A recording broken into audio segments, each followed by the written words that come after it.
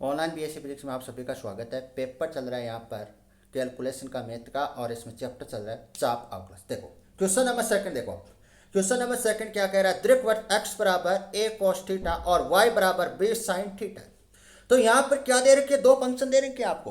कितने फंक्शन दे रखे हैं, दो फंक्शन दे रखे हैं। फंक्शन फर्स्ट दे रखा है x बराबर a cos थीटा, और y बराबर आपको क्या दे रखा है, बी साइन थीटा दे रखा है। मतलब दो फंक्शन दे रखे हैं और दो फंक्शन दे रहे थे, वहां पर फॉर्मूला कौन सा यूज होगा ये आप ऊपर क्लासों में देखो। ऊपर वाली क्लास देखो आप, फर्स्ट क्लास देखो, और यहाँ पर ध्यान से सुनना, दो फंक्शन आपको दे रखे हैं। लेकिन यहाँ पर एक प्रूफ में देखो आप, प्रूफ में क्या दे रखा है, प्रूफ में आपको प्रूफ करना D upon D theta S बराबर A under root 1 minus E square cos square theta दे रखा है। यहाँ पर ई क्या है, सबसे पहले ई को समझते हैं। यहाँ पर ई क्या है, दीर्घवृत्त की उत्केंद्रता है। क्या है, दीर्घवृत्त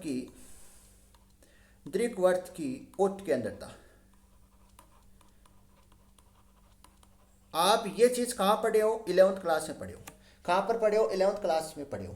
तो ये क्या होती है, देखो बी स्क्वायर बराबर A square कोष्टक 1 minus E square.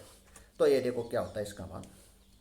यहाँ पर देखो बी स्क्वायर बराबर A square minus A square सीधा देख लो इसको। देखो इस ए को मैं क्या भेज दूँ, इधर भेज दूँ, तो ए स्क्वायर बराबर 1 माइनस ई स्क्वायर। तो इसको लिख सकते हैं, इसको मैं लिख सकता हूँ ई बराबर under root minus 1 minus B square A square. ये होती है, ये उत्केंद्रता होती है। इसको आप नोट कर लेना। ये नोट आपको कहाँ करनी है, रफ में करनी है। कहाँ पर करनी है, जो ये चीज़ मैंने लिखाई है ये आपको रफ में नोट करनी है। ये आपको याद होनी चाहिए, ये आपको याद होनी चाहिए। तो देखो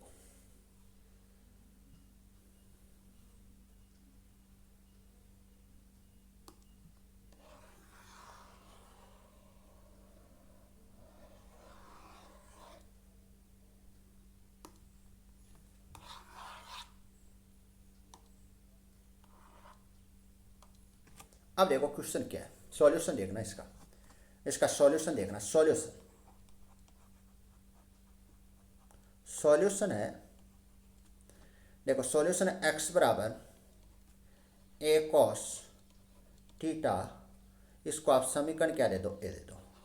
और y बराबर क्या है, बी साइन थीटा, इसको आप समीकरण नंबर क्या दे देना, बी दे देना। समीकरण क्या आ गई, ए आ गई, और समीकरण क्या आ गई, बी आ गई। आगे देखो समीकरण ए किस पर निर्भर कर रहा है, थीटा पर निर्भर कर रहा है, और समीकरण बी क्या कर रहा है, थीटा पर निर्भर करिए। तो देखो समीकरण ए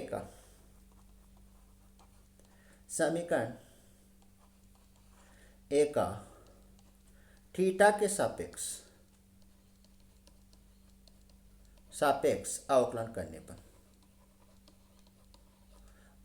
करने पर तो करो अवकलन। यहाँ पर अवकलन करो तो D upon D theta x बराबर, ए कांस्टेंट है, कॉस का क्या होता है, माइनस साइन, तो माइनस आगे आ जाएगा, और साइन थीटा। देखो समीकरण नंबर 1 आ गई। समीकरण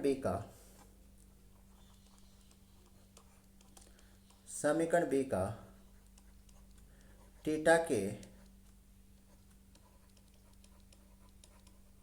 सापेक्ष अवकलन करने पर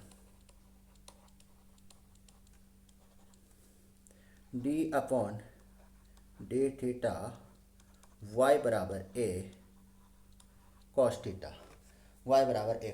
थीटा, यहाँ पर बी होना चाहिए, बी है सॉरी। तो देखो बी कांस्टेंट है, साइन का क्या होता है, कॉस होता है। साइन का क्या होता है, जो कॉस थीटा। देखो समीकरण क्या आ गई, 2 आ गई। यहाँ तक आपको किसी प्रकार की दिक्कत नहीं होनी चाहिए। देखो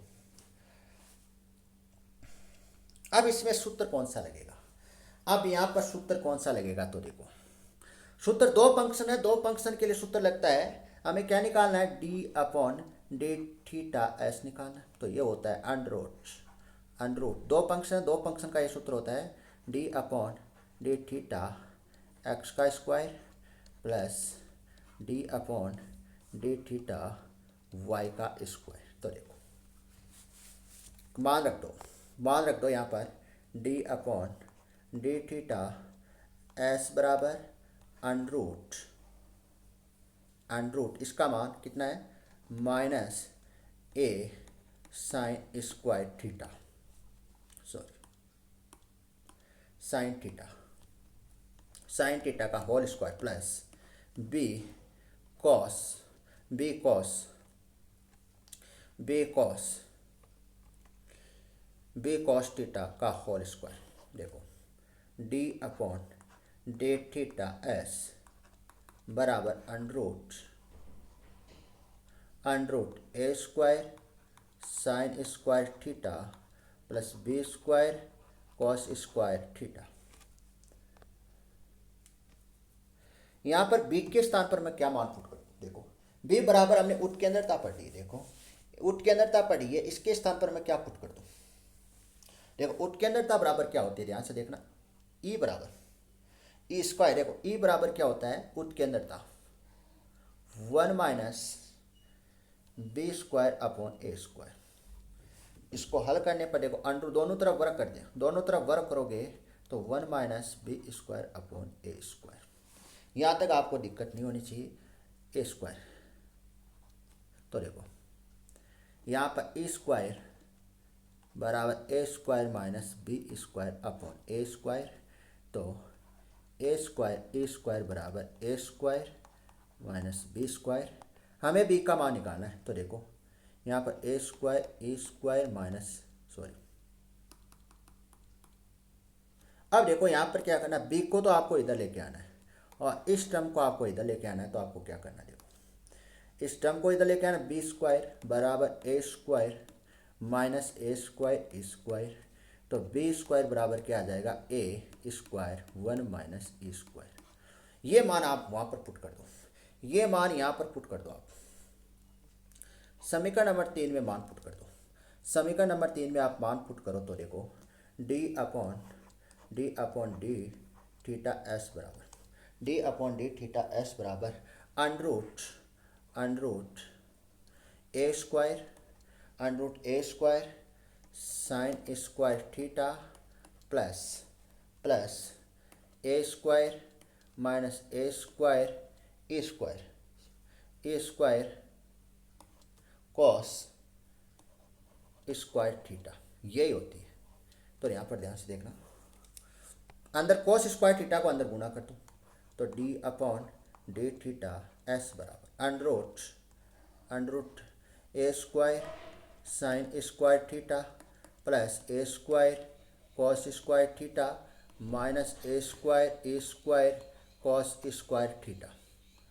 अब देखो इसका मान क्या होगा, देखो यहाँ पर ध्यान से देखना, D upon D theta S बराबर अंडर रूट कॉमन ले, इन दोनों टर्म देखो कॉमन लेने पर ए स्क्वायर कॉस तक sine square theta plus cos square theta under cos term minus A square cos square theta. देखो यहाँ तक आपको किसी प्रकार की दिक्कत नहीं होनी चाहिए, यहाँ तक आपको किसी प्रकार की दिक्कत नहीं होनी चाहिए। अब इस जो कोष्टक में आपको जो टर्म नजर आ रही है इसका मान कितना हो जाता है 1 हो जाता है। देखो इसका मान कितना होगा 1 होगा, ये आप सभी जानते हो। तो देखो D upon D theta S बराबर, तो देखो ए square minus A square cos square theta. दोनों टर्म से क्या कॉमन आ रहा है, ए स्क्वायर कॉमन आ रहा है। तो देखो D upon D theta S बराबर under root A square cos 1 minus A square cos square theta. अब देखो यहाँ पर D upon D theta S बराबर A under root 1 minus A square cos square theta. यहाँ तक आपको करना है, यहाँ तक आपको करना। तो यही हमने प्रूव किया, क्वेश्चन में आपको यही दे रखा है प्रूव करने के लिए। देख लो यही आपको क्वेश्चन में दे रखा है, इंपॉर्टेंट क्वेश्चन है, वेरी